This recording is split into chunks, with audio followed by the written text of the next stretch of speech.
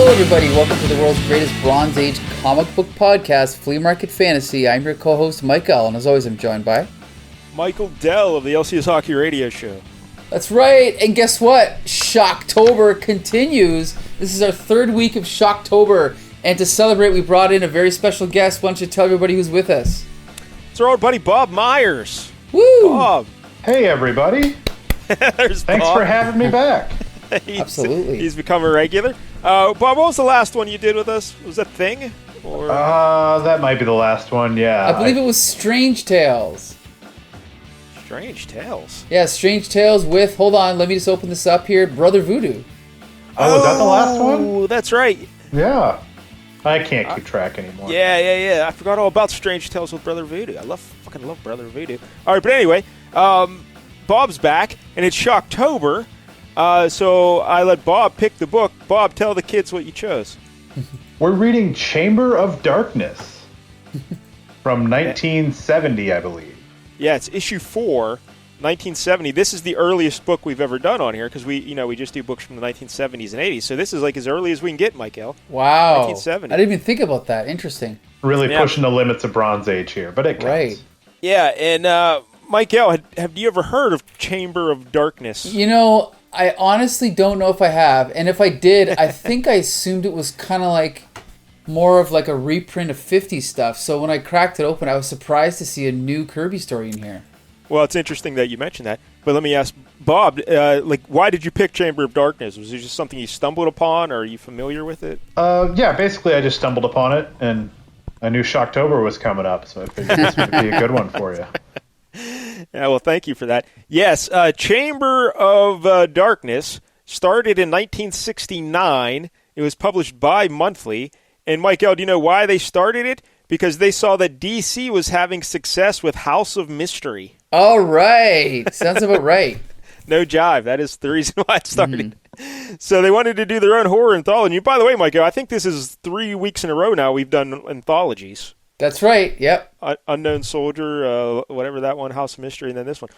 And so it lasted 8 issues, all right? Mm-hmm. And they had 3 original stories each issue. But then they changed the title of the series to, what was it? I think Where Monsters Prowl. Okay. I think it's the name of it they changed. That's a much worse title. I don't know. I think it's pretty awesome. But it probably sold better. And once they did that, I think they would only have like one original story, and then they'd fill it out with reprints, and then eventually it was just nothing but reprints. So, Michael, you're kind of right there. Yeah. And the reprints were from way back in Atlas days. Gotcha. In the 50s. And then that series ran until issue 30. Yeah, I'm looking at it now. Monsters on the Prowl. Is that what you said? I think I said Where Monsters Prowl. Okay. All right, so Monsters on the Prowl. I think I like Monsters on the Prowl better, right? I don't know. It doesn't matter. They're both awesome. Yeah. So, 30 issues and mostly reprints, but that's what it is. Because I had never heard of this, Chamber of Darkness. I had no concept of it. But, Michael, you mentioned Jack Kirby is in this issue. There's 3 stories in here. Jack Kirby writes and draws the first issue. This was one of the rare things he had ever written at Marvel at this time. Because usually he didn't start writing until he went to DC. Right. Really, Right. So this is pretty interesting in that regard. And also the third story we'll be reading is drawn by Barry Smith. Yes. Before he even had the Windsor. He was just Barry Smith. And I think this was like the 11th book he did at Marvel, I think. Interesting. Like and it was kind of like a backdoor pilot for Conan, right? I don't know. Is that what you researched that? Or that's what my research has revealed to me, yes. Oh. All right. How about that? Yep. So it's a little something like that. Like a test run, yeah. All right, so they read that and thought, yeah, let's make more of these? I mean, let's not get ahead of ourselves. But. Yeah, we'll get to that later. All right. So I guess let's just get into it, right? I mean, I don't know. Sure. How much can we say about these horror books? I don't know. Well, first we got to talk about this cover here. Do you know who drew this? Was it Marie Severin? That is right, Marie Severin, and I think Bill Everett did the... yeah, like this is, Marie Severin's the unsung hero of the 60s Marvel bullpen because this art is nothing like Kirby or Ditko or Romita, but it's so good, It's got like a classic feel to it, and I think it's perfect for this genre. Well, describe what it's depicting. So, okay, first let's start at the top. Chamber of Darkness, not the greatest logo for what the genre is, right? It just kind of looks like a typical superhero logo with just jagged letters. And then below that it says, and the Monster Man came walking. And then we see a really cool image of this guy dressed in like a coat and like a hat and a what's it called, plaid scarf, walking down like a flight of wooden stairs in like the middle of a village, and all these people are recoiling from him. Like we see a redhead girl with like a mini skirt and like a dude looking out his window and like an older couple and then like a bunch of other people way in the background. And it's a really cool shot. Like, you know, it looks like it's an old European village or something. It's really good. Yeah, I'd say the art kind of looks like it's not your superhero art. It's kind of like if you ever read a comic book adaptation of like Oliver Twist or some Charles Dickens story. Yes, exactly. Right. That's what it's like. Right. And down at the bottom it says, also in this incredible issue, The Man Who Owned the World and The Secret of the Silver Sword. Secret of the Silver Sword. So, Bob, what do you think of this cover? I love this cover. I think it's gorgeous. And it's a big part of what drew me into choosing this issue. Is I thought this cover was great. Yeah, I'm guessing Marie Severin probably colored this, right, Michael? The color's really good. Yeah, yes. The color is just amazing on this cover. Because she's spectacular as a colorist, and because like he's highlighted with yellow behind him, the guy in the center, and then it gets darker colors as you go out. And, right. It's really well done. Yeah. Yeah. Gives a lot of depth to the image, you know. Yep. Absolutely. So there you go. All right. Then we open up the issue. And, we should say it's, 15 cents? You know what? I also want to say, notice the corner box is not a character. It's a person holding, like, a candle. That's awesome. Yeah. Like, lighting up, like, a hallway. That's so good. Anyway. Like an old school candle on, like, a little metal tray. Right. And he's holding it up. Yeah. Anyway, so 15 cents, like you said. We crack it open, and the monster. And this is, again, we said this is Jack Kirby. This is 1970, so I believe this is around the time he also did an issue of Silver Surfer that he wrote himself, and it was kind of wacky. His art style was changing just a little bit, and this is inked by John Verpoorten, who I'm not overly familiar with, but he must have been collaborating with him at this time. But anyway, Michael, Art Simic did the lettering, and they don't say colorist, so I guess it's Kirby. Like, how did? Yeah, that's a good question. I don't know, or maybe it's possible they didn't credit the colorist back then. Yeah, I think that's what it was. Also, look at Stan Lee as editor gets top billing. Yeah, that happened a lot around this time. It kind of bugs me, but whatever. Like, what was he doing? Proofreading? Come on. Anyway, Michael hates Stan Lee. No, I like Stan Lee, but come on.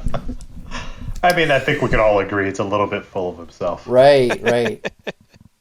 So then, so we've got these witches here. Are they men or women? I don't even know. They're ladies, I think. Yeah, they're women. So they're like stirring this what is it called? Cauldron. And like, laughing and talking and whatever. And laughing and talking. Or whatever. As witches do. Yep. And they're like looking down, like they're way up on like a kind of mountaintop, looking down at like this village, and they're talking about what's going to happen. Like, it begins and ends with villages below. They have come upon hard times, the failure of crop, sickness, poverty. There seems no end to it, and they grumble with discontent. And then we cut to the scene of this guy who's featured on the cover, walking. He's also on the big splash page, Michael. His face is in the background of the witches stirring the cauldron. Yes, that's true. It's like kind of coming out of the smoke, I guess. And maybe describe that face. It's a unique face. Pretty cool. It's like, okay, one eye is sort of normal. One eye is kind of like a gaping hole, I guess. Yeah. And like his nose is all busted up, and well, it's hard to tell because it's Kirby, but it's a little bit kind of like the nose is missing. Yeah, almost missing. And then he has like a big bottom fat lip, and then based on what we see later, we can see that I think he has a beard.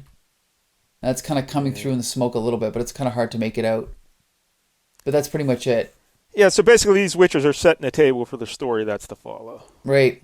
Yeah. So we see this monster dude walking through this village, and as he's walking through, everyone's making, comments about him, calling him a monster. Oh, that evil face, and Yeah, because he looks like a monster, but he's dressed. He's very dapper. Yeah, exactly, right. Yeah. But everyone's treating him badly because he looks like a monster, right? He's got the hi-hat and the scarf and the coat. Yeah, like you said, it's Oliver Twist because he's Dickensian dapper for sure. Very much so, yeah. And again, everybody in this village, they're all upset because of their economy's crashed. They have no food. They have no money. But this guy here, this monster fella, he's very well-to-do, apparently. He's got. Did they ever say how he got his money? Because he seems to have all his money. He says he saved. That's right. That's right. Yeah, he saved it and they didn't. But what does he do to get his money though? And his name is Andreas Fleck. Yeah, that is a great name, Andreas Fleck. Oh, you know what he does? He manufactures sex dolls. Oh, because we learned that later. Well, kind of. Well, yes. Yeah. He's a pioneer in the field. That's how he got his money. But anyway, he's walking through the village, and the people are mean-mouthing him. And then go ahead. Yeah. Michael. And they're like, oh, look at him. See his contempt for us. So they're projecting here, right? And they're like imagining, look, is he really a sorcerer? Can he harm my children? And then he kind of scoffs at them, like, don't follow me about with your whispers. Why didn't you store food as I did? And even the kids are calling him a monster, right? And as they run by him. So then he goes to this tinker shop, and he buys a music box here. And then he's like, oh yeah, whatever. And they're like, oh, I will play the music you wish, a strange tune. And then he's like, it's not a spell meant for you, Tinker's wife. Your ears have long been closed to such melodies. So he's kind of a dick, but whatever. He's had a hard life. Well, right? I mean, she started it, and look at her. She's clearly got an attitude. Yeah.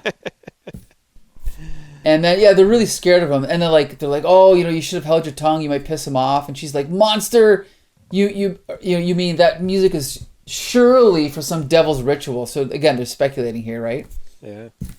So then he gets on his horse and carriage, and as he's leaving, they're shouting after him, why don't you get out of here? Get, right? Basically. They're like, oh, look he almost ran us down. What else can he do wrong, right? That's the kind of attitude they have. It's like the same thing that happens every time I leave the house. Right? Get out of here. Yeah.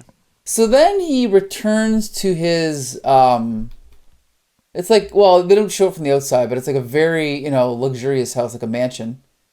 And he's got his music box with him. And then he goes to what appears to be the presence of a lovely woman, right? Yeah. And he's like, I have it, Marie, just as I promised. It is the music box, remember? The one that plays our only song. And he pulls it out, and we see her in the background. He's talking to her, and he's got the music box, and he busts it out, and he starts playing the song. And he's like, shall we sing it together, Marie? And then all of a sudden, oh, wait a minute. Oh, you wish me to read your favorite sonnets while the music plays. So he starts reading some sonnets to her, and everything seems to be going good. But then, just at that moment, we see some villagers peeking in through the window watching. And then, again, projecting, right? Oh, well, obviously, he's reading, Satan's Book of Lost Souls, right? And he is conducting a dark ritual. Okay, so they think he's, casting spells and stuff. So then, all of a sudden, there's, a whole... What is this called when you have a whole bunch of villagers together? A posse, a mob? Like a posse, yeah. A lynch mob. They think he's going to murder that girl. The beautiful young woman. They got to save that young woman from the clutches of this horrible man. Yeah, they got to save the girl. And so they get their tiki torches, and then we see him looking down from the his castle type thing, and he's like, "Men, torches! The rabble from the village, come this way! They sound ugly, enraged." So he's leaping around. He's kind of almost what's his name, Mr. Hyde, leaping around like an ape a little bit. Yeah. Very much. And so he's like, I'll use the roof to reach the room which contains my collection of antique pistols. So then he goes and grabs a gun, and then he's running down this long stairway, and he's like, oh, these superstitious fools. And then he comes to the door, and they down to the entrance, and they've already busted through, right? And they're like, look, he's got a gun. And one of the guys is like, so have I. And so then they fire the gun at him, and they look down. He's dead. The monster's dead. He'll plague us no more, and we've saved the girl. But look at the girl. Look at her. Uh-oh. Turns out it's not a girl. It's a sex doll. Yeah, it's just a doll. Just a giant mannequin. lady doll. I believe the proper term is mannequin. Yes, mannequin. That's what I mannequin. meant to say. Right. Yeah. And so he's dead. The monster's dead. The mannequin's laying there, and they're like, she was real to him. He called her Marie. So the monster was nothing but a tragic hermit. All these years, shut away from reality, he made his own. He should have been put out of harm's way in some asylum. Yes, then this would have never happened. Fool! He was out of harm's way here and in his world, or so he thought. But we were the monsters. We were the devils. The end. And there's a little narration. On the hill of witches, the fires are out, and the sisters of fate have fled. But what of man's ancient fears? Have they gone as well? How about that? Yep. What do you think, Bob? I liked it. I mean, I don't. Yeah. I think it could. It's obviously a bit of a classic / cliched story, and I think it could have been better without the wraparound story of the witches. But mostly, I liked it. Yeah, I mean, we got to remember it's 1970, so maybe a lot of this stuff wasn't quite cliche yet. You know? Exactly. Yeah. And But, I'd like to point out, I think it's rude of them even after they realized that he was harmless. They're still like, he should have been in some asylum. It's like, no, he was just living his life. Yeah, sure. Good point. How about you not be a murderer? How about that? But he's got, they break into his home and murder him. And he's just a quiet little fella who just wants to be left alone, listen to his music, and have sweet, sweet love with his sex doll. That's all he wants. And they break into his home, and really, Mike Ale, that's all any of us want, right? I mean, I think I speak for you and I both. We just want to be left alone with our sex dolls. It's not. Sorry, go ahead. The villagers are going to break in my window any moment and end my pristine existence. But go ahead, Bob. Well, I was just going to say, it's not too much different than someone who is just hanging out with an Oscar cutout all day. I mean, well, let's not bring up the Oscar cutout. Yeah, that's Mike Ale doesn't know what we're talking about. No, I barely. No, not really. No. I have a life-size cutout of Oscar, but that's come on. All right. But so keep the villagers away from my door. But anyway, it's a nice little story, though. It's a tragic tale, Michael. It's a tragic tale. I guess I do actually think it's good, but I do just wish we weren't hit over the head with the meaning of the story. I know it was 1970, but yeah. It'd be that's ideal how that to goes. just figure it out. This is for 8-year-olds. Right. Yeah, Yes, you really true. It's a children's picture book, you know? It's not exactly Dostoevsky here. I mean, let's not pretend that this writing's any worse than any Christmas with the superheroes. Whoa, now you're across the line here, okay? Anyway. All right, so that's the first story. It's Jack Kirby. So can't hate that. It's Jack Kirby. That's true. Good stuff. All right, now this next one, Mike-El, it's notice that it's narrated by Tom Sutton, the creator here. Yes. And I guess this was their gimmick. Like, you know how House of Mystery had Kane narrating things? They would let creators kind of narrate some of the stories. Very cool. So, yeah, we get to see Tom Sutton at his, art board here, and he's giving the intro to the next story. Well, yeah, and we should point out, once again, top billing, Stan Lee, editor. Then Tom Sutton, story and art. Then scripter, Dennis J. O'Neil. Yeah. So I didn't look that up. Is that Denny O'Neil? Yes. I assumed so, but I didn't actually bother to do any research. So this is cool. So we've got this really rich guy, like infinitely rich, who has realized that... Huh? Yeah, I was just going to say, the title of this story is The Man Who Owned the World. Yes, The Man Who Owned the World. And wait, I just got an ad. Hold on. Yeah, okay, so this is one of those splash pages, isn't it? One of those DC-style splash pages. Yeah, it is, actually. It's in the middle of the story. So he's, cramming himself into this, cryogenic chamber. It's, tube-shaped, and, he's pushing everyone away from him, kind of arguing with them, which is, again, a scene from the story, but we'll get to that in a minute. So, it's a flash forward, isn't it? Because he technically flashes back. Okay, so he's in this cryogenic chamber, and then he flashes back to explain how he got there. So it starts off with him. He's a grandfather, and he's got this granddaughter. And he shows his granddaughter a picture of this man and in the newspaper, and it says, the headline is, Scientist Discovers Suspended Animation Process. And he's like, get me this man right away. So then she arranges a meeting. They meet up, and he also mentions that, she tells the guy, my grandfather is one of the world's richest men. Here's a check for $100 million, which even back then was a lot of money, right? Yeah, it's like Dr. I mean, back in 1970, that was like an $1 billion. absurd amount of money. Yeah. So anyway, and so the scientist is lamenting. He's like, the work is progressing better than I dare hope. And then the rich guy comes in, and then the expectations were considerably lower than mine because I think you're slacking, right? Like this guy's now basically at work for this old man. And what it is this old man wants to use this cryogen gas to preserve himself.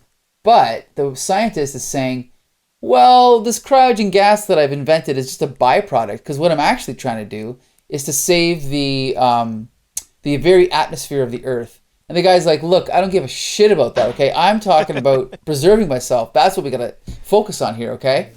So, yeah, we show him, like, you know, with all this money, now he's actually paying him more to not do any more work, right?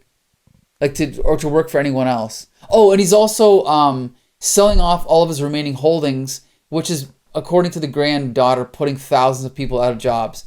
And then he's like, oh, she's like, you've thrown thousands out of jobs. And he's like, thousands of what? Weaklings, cowards, fools? If they were as strong, as ruthless as I, they would need no one as I need no one, right?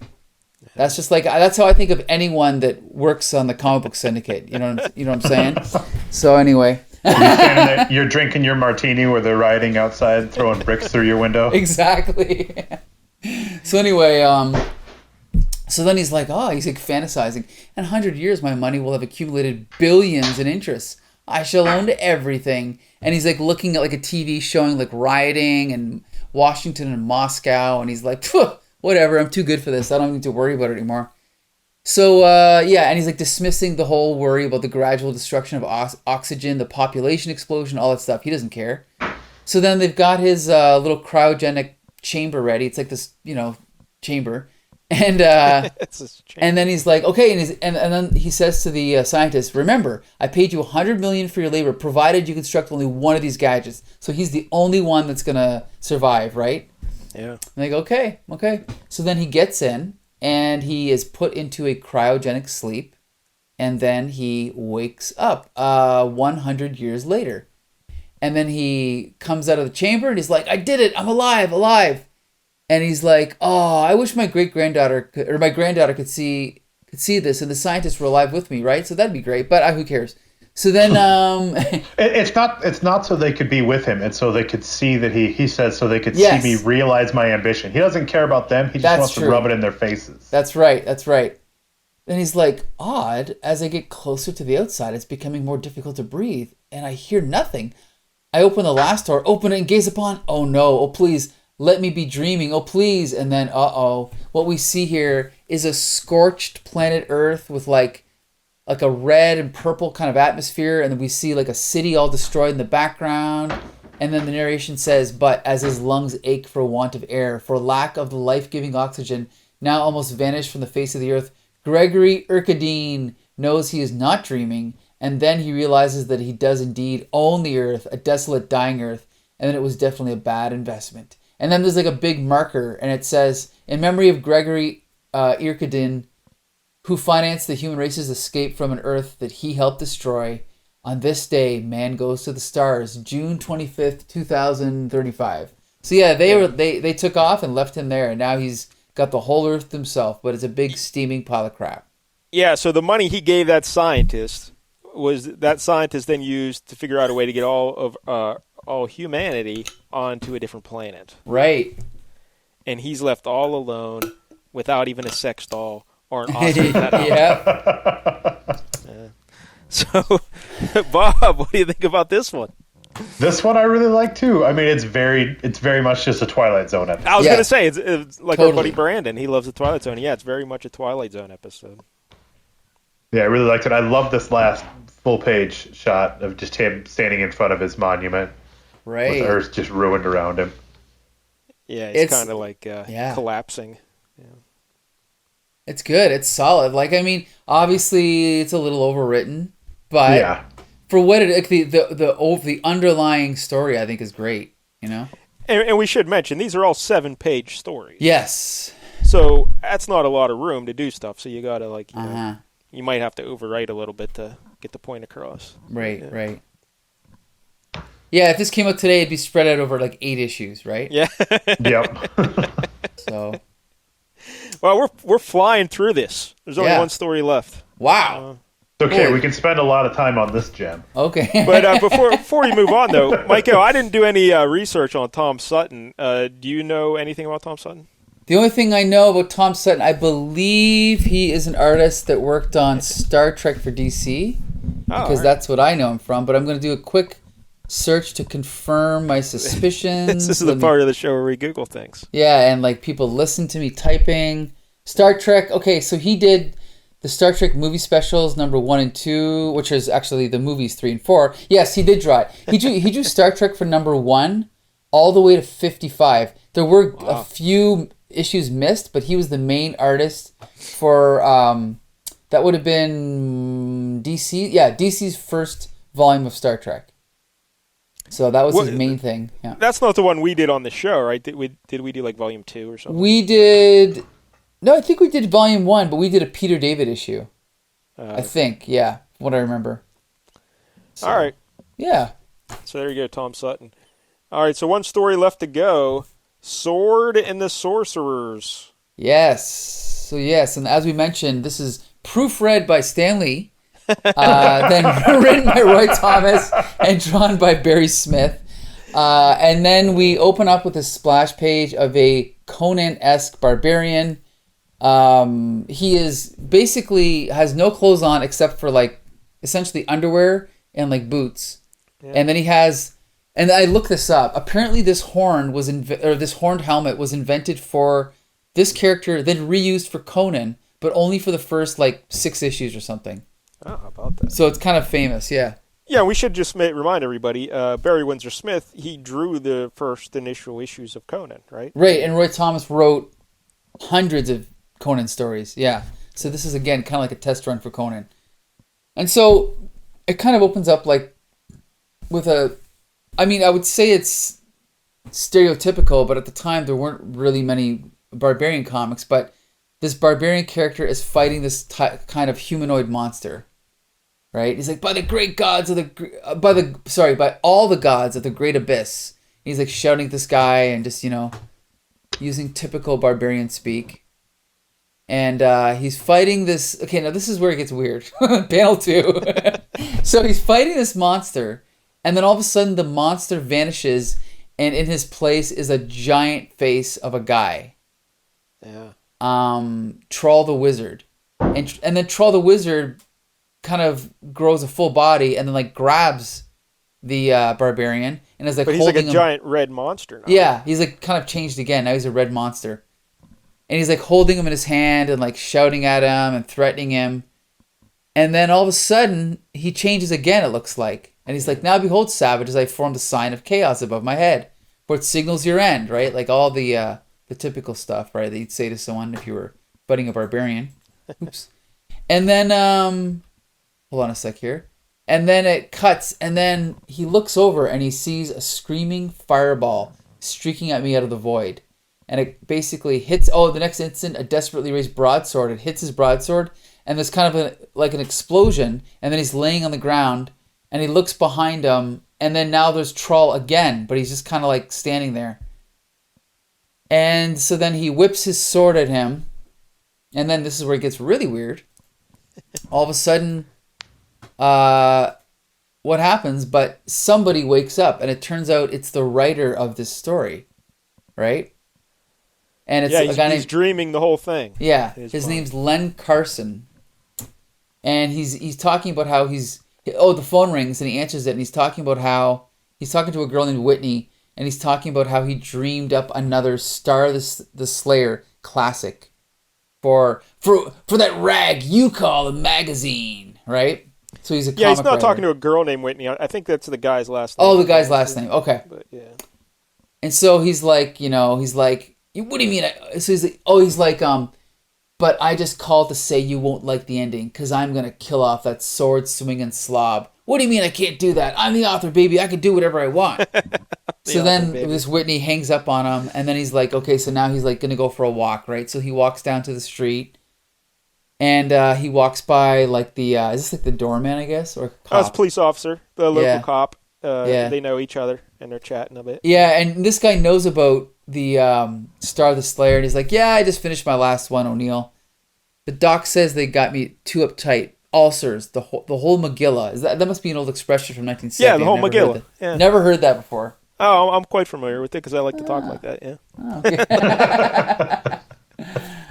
And then I love this, like, then the cop's like, sorry to hear that one. Sorry to hear that. I read one of them the other day. They were good. Real good. And he's, like, really upset about it. So then the guy's walking along, and then all of a sudden, in the middle of this alley, he comes upon none other than, what's the guy's name again? Star the Slayer. Yeah. So the actual barbarian Star the Slayer. That's Star with 2 R's, by the way. Yes, 2 R's. The second one is silent. Yes. So he's standing in the alley, and he starts shouting at him. He's like, "What, Star? What are you doing here?" And he's like, "I, assassin, it is Star the Slayer who stands before you. He whom you would mean to destroy, but who shall slay you instead." So he basically takes out his sword, and they start shouting at each other, and then we get this weird shot where it looks like he's gonna walk up the side of this building. Yeah. But then it cuts over, and what's his name? Kip Carson? Len Carson. Len Carson, he like reaches down and he's like feeling around for his papers, right? Like the script. Yeah, he was going to mail the script. That's where he was going. He was walking on the street to mail the script, right. I believe, right? Yeah. So then the Star of the Slayer is like still shouting at him. He's like, but I created you, and I made you a hero. You can't just murder me in cold blood. And he's like, and who would dare to call it murder, wizard, when I kill only to save my own life? So he holds up a sword, and then all of a sudden, it flashes again. And now we see Star the Slayer waking up on like a meadow, and he's with his buddy, who looks exactly the way Barry Smith drew Hawkeye in Avengers. So I don't know. But anyway, right. He's like this guy with blonde hair, and he's like waking up next to him. He's like, hey, what's going on? And he's like, oh, aye, good morrow. But how did I return here when here moments ago I slew my most deadly foe in a strange and far off land? And the guy's like, nay, my lord, you have lain here these long minutes past. So basically, this guy was dreaming the other thing, right? So he was dreaming about this writer, supposedly. Yeah. So then they start to walk off in the distance, and he's like, well, I have dreamed a dream, a vision of cities of glass and gleaming steel, a world where I fought my greatest foe, most fateful battle, for my very soul itself. And the other guy's like, but you won, my lord, you won. Tell me of this dream, that I may compose a song of it. And he says, perhaps I shall, minstrel, one day. Now come, for the city awaits its rightful king. And then at the bottom it says, and Star the Slayer did return unto the silver-spired palace, and there did rule wisely and justly till the end of his days, and they were many. And then it says, the Chronicles of Zardath. Yeah, whatever the fuck that there is. You go. Yeah. And notice in the lower left corner in the foreground, there's a print type script. manuscript. So was it a dream? No. He really did kill that writer guy, right? And looks like it. Came back one. Bob, what do you think about this? It's actually not that bad. It's clearly the worst of these 3 stories, but it's not too bad. It's kind of like another Twilight Zone-y kind of story. It is very Twilight Zone-y. Like a writer having his creation come to life and kill him, one of them deals. Oh, my cat just jumped up on me. Hey, I like cats. Yeah. So, but I like this is Barry Smith. Again, this is when did he take on the Windsor, Michael? Any idea? That is a good question. I'm not exactly sure. I don't know. Because I like seeing this as a young Barry Windsor-Smith, because occasionally there'd be panels where like, I don't recognize this art style at all, and then all of a sudden, bang! Oh, there's a mature Barry Windsor-Smith panel right there. You can kind of see it, like the way he'll draw a hand or the body position or something. Like, oh, there it is. There's Barry Windsor-Smith. So that's kind of interesting. That's the story, I don't know. It's not the best. Not great. Yeah, definitely it's not that bad. Go ahead. If this gave us Conan the comic, which then gave us the great Arnold movies, that's probably all worth it. And Red. Yeah, like it's actually a decent idea, but the way it's executed is very awkward. Yeah, exactly. Again, I think the limitations of the space here, 7 pages? That's part again, of it, so yeah. That's a big idea to put into a short story. Right. But, yeah, it's okay, you know. Yeah. So, Michael, you're telling me that this really was a test run for Conan? Well, in a way. It was kind of like them saying, can we do barbarian stuff? And then they got I think this is sort of what pushed them in the direction of getting the rights to Conan. Huh. Yeah. How about that? Yeah. Would you read more Star the Slayer, though? Because I don't want to have anything to do with this guy. I don't even know if there are more Star the Slayer, are there? Yeah, but theoretically. Oh, would I? Oh, no, absolutely not. No. Yeah, Star the Slayer. What kind of name is that for a barbarian? Yeah, not great. Definitely not great. Not great at all. So, all right, 3 stories. And is that it? Do we get a mail? Oh, we get a letters page here. Chaff from the Chamber is the name of the letters page. And Dan Lee really phoned it in on that one. But I always like to read the full addresses of people who wrote letters. So the first one is from James Shell, 4546 Fulton Avenue, Sherman Oaks, California, 91403. Yeah. It's always All weird. right. It's always weird that they just put their whole address. Yeah, that is weird. And I think back in those days, if you didn't give your address, your full address, they wouldn't even print it. We want to make sure that people can come and murder you in your sleep. Yeah. So please give us your full address. Right. So that's it, Bob. Chamber of Darkness. Overall thoughts? Overall, I think it was pretty good. I mean, you've got to weigh it with a grain of salt. You know, this was from 1970, but for 1970, I'd say it's pretty good. I suppose, yeah. I like this better than House of Mystery. I'll say that. Yeah, oh, I'm sure of that. I mean, it is what it's not. It's certainly not the best comic book I've ever read, but it's not the worst either. So the stories were interesting ideas, and I thought the art was mostly good. How do you feel about the anthology concept? 3 7-page stories instead of maybe just one 21-page story. How do you feel about that? I'm okay with it because, like, if I were a kid reading this by month or whatever when it came out, and there was a whole issue just on Star the Slayer, I'd be really upset.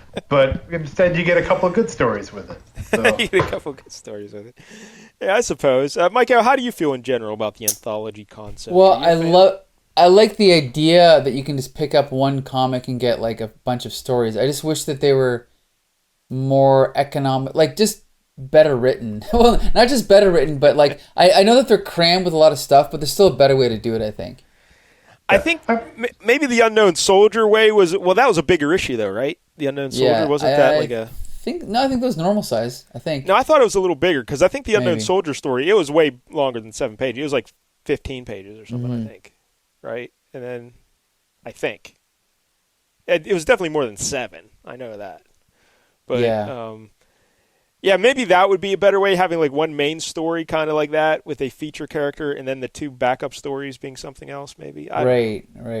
Because when I read these little anthology stories these past 2 weeks, it's always like, all right, that's kind of a clever idea, but it's not fleshed out properly. It's not like... Exactly. So well, I kind of look at it like it's just a collection of like an author's... It's like a collection of short stories. It's like, there are a lot of interesting ideas that they didn't really flesh out. Maybe they'll turn them into something, but I like reading short story collections, so this is very much in the same vein. I suppose. They're just shorter short stories. Yeah, they are wee tiny short stories. So, Michael, would you read more Chamber of Darkness? I would consider it, yeah. Did you like this or House of Mystery better? Oh, I give this the edge by a little bit, Yeah, I think this was better. But, all right, so Michael, what would you give this 1 out of 10? I give it a 6 out of 10. Yeah, I think I'll go 6 as well. Bob, what do you think? I'm also a 6, mostly for the art. The stories are fine, but the art's really good. How about that? The Sign of the Beast for Shock-tober. Yeah. Shock-tober. Appropriate for Shock-tober. Wow. Well, Bob, this was a very brief episode because there's never anything to talk about in these shorts, these little anthology horror stories. So anything else going on in your world, Bob? Have you been reading anything else lately? I think I mentioned this. Actually, it might have been off after I did a Spider-Cast a couple weeks ago, but you'll enjoy this. I've been reading Miss Tree. Oh, nice. I love Ms. Tree. Oh, yeah, it's pretty good. Yeah, it's great. I need to go back to read more Ms. Tree. I haven't read Ms. Tree in a while. I read like a couple issues, but I got to go back and read more. Yeah, how about that? I love the Ms. Tree. Hey, Bob, are you watching that Sandman TV show? Because Mike L told me that there is a Sandman TV show, and I immediately tried to block it off my TV. But did you? Are you watching it? I did watch it. I've only watched the first 6 episodes, and I think you'll really enjoy this. So I was watching it with my girlfriend, and she was kind of, iffy on it, and then we got to episode 6, which is essentially the Sandman comic we read on this show. Oh, no. And after that, she's like, yeah, I'm out. I don't want to do this anymore. Oh, that was like one of the best episodes. That's too bad. And I couldn't blame her on that. It really wasn't. It was like, this is... Because I even said, like, this is the worst issue of the comic. And wow. It's funny because that's universally acknowledged as the one that put it on the map. So I don't know why you think it's bad. I mean, I understand why I put it on the map. It was, I don't know, daring or whatever. Mm-hmm. It was, I can't find the word that I'm looking for, but controversial, I guess, is probably the way. So, yeah, it's like, I'm sure everyone said, wow, look at this. It's something different. But when you read the whole thing, it's like, this is weird and just kind of, I don't know. I don't like it that much. I like everything else way more. I thought it was very clumsy and heavy-handed. But if you go back and listen to our review of it, you'll hear me make all sorts of jokes about it, and they were great. So, but I mean, the episode itself wasn't bad. The main character, the actor, is he's in Harry Potter, and he's Dr. very good. D, I'm sure he's done many other things. I can't think of his name though, so I'm he's just also gonna call the bad guy in Wonder Woman.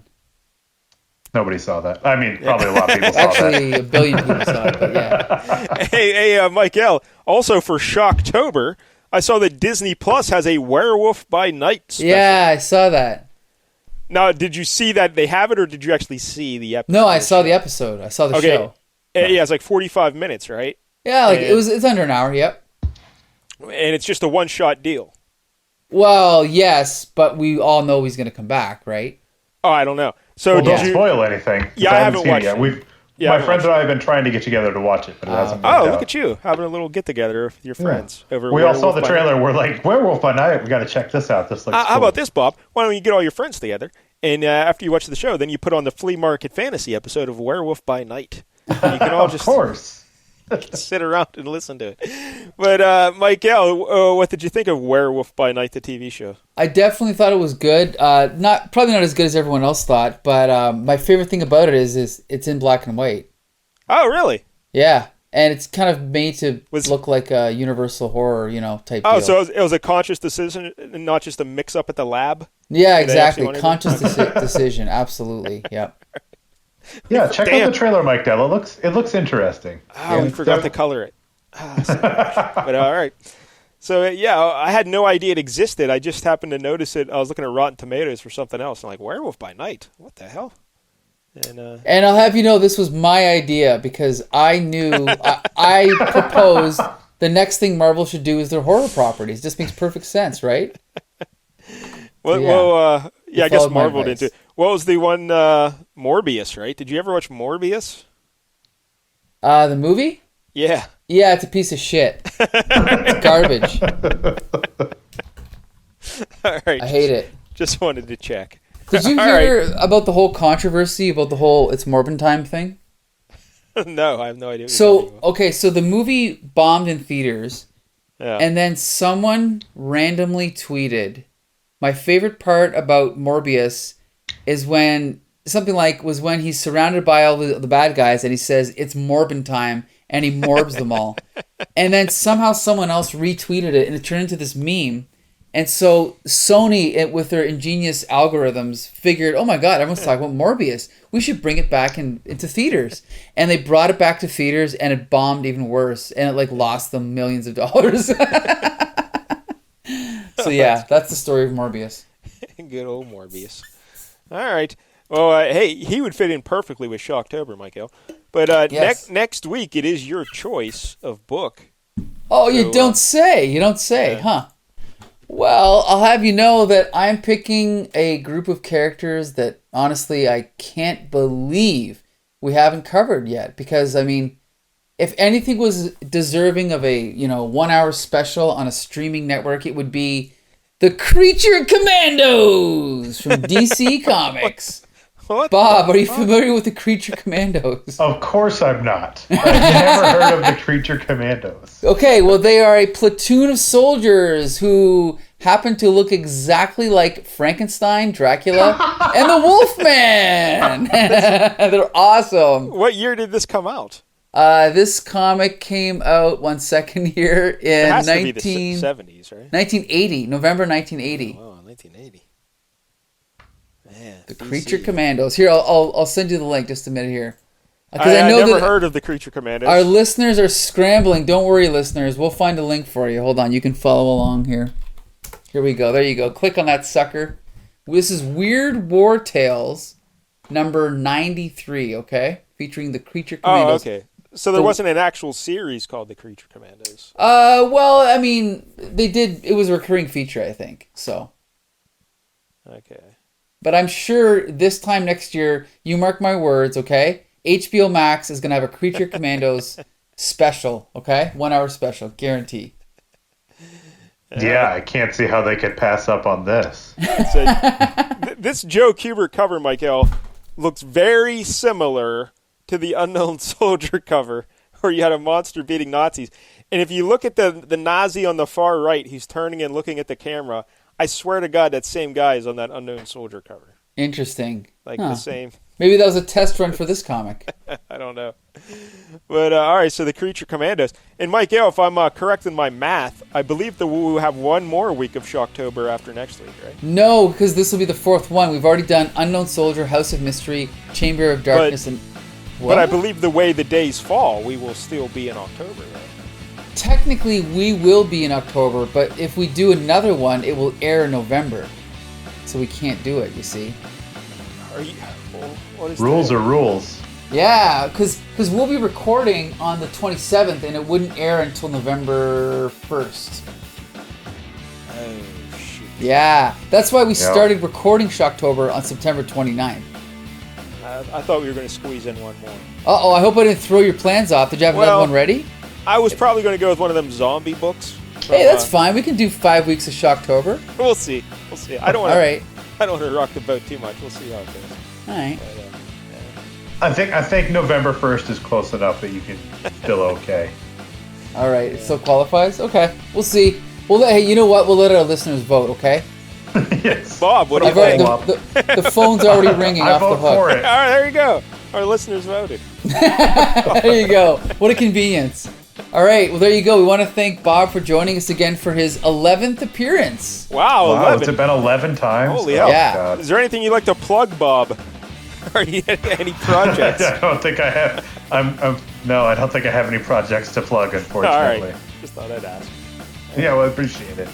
Right. You know, maybe someday I'll do something, but nope. Well, say hi to your cat for us. You know? Say Oh, hi of to the course. cat. All right, Michael. I guess we're done here. All right. There you go. Another episode of Flea Market Fantasy. Every week we review a Bronze Age comic from the 1970s or 80s. 1 week I pick, 1 week Mike Dell picks, sometimes Bob picks. But you can find every episode of our show at www.comicbooksyndicate.com. There's a new episode every week. And until next Tuesday, disperse!